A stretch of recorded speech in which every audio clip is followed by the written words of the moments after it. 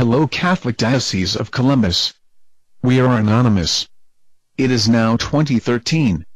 In this age of economic struggle, jobs mean everything. However, there are sometimes rare gems in our communities. Those whose intentions have never been that of money and material. Those who teach our children, do their best to prepare them for a changing world, and will always be underpaid and underappreciated for their work. Carla Hale was one of those shining examples. After working as a teacher for Bishop Watterson High School for 19 years, Carla's mother sadly passed away. In her obituary, in her moment of grief, she listed her domestic partner in parentheses, as she believed her mother would have wanted.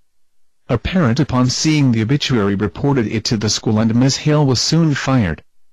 I didn't really have a response at that point in time. I just kind of was in shock. They didn't give me a copy of the letter. They showed it to me. I went back to taught for the next week and a half. Nothing was said or done. And then Holy Thursday, which was March 28th, I was called in the last period of the day and was terminated with about 20 minutes left in the school day. Citing a clause in her contract that employees will respect the moral values advanced by the teachings of Christ, she was let go by the church.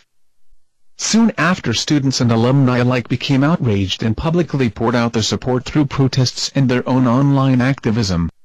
Even after these events were brought to the attention of local media, the Catholic Diocese held firm to their decision, as did Principal Marian Hudson. Yesterday evening, I met with the principal of Bishop Watterson High School. We met to discuss the grievance that I filed seeking reinstatement. I went into the meeting hopeful that I could return to work. It is therefore with deep regret that I announce Watterson's decision to deny my request. In her letter of termination, Hale was told, "Your written spousal relationship violates the moral laws of the Catholic Church. We are not here to talk about moral laws. Even though it is an argument we will win, for it is the actions of the Catholic Diocese which are so obviously immoral. However, there have been laws broken.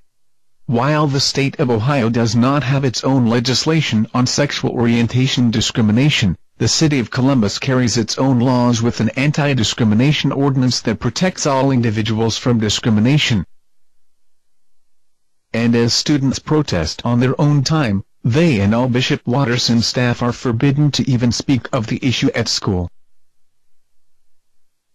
It is time for the Catholic Diocese to catch up with the age we are now in. The age of change. The age of equality, revolution and freedom. It is time to occupy the Columbus Catholic Diocese.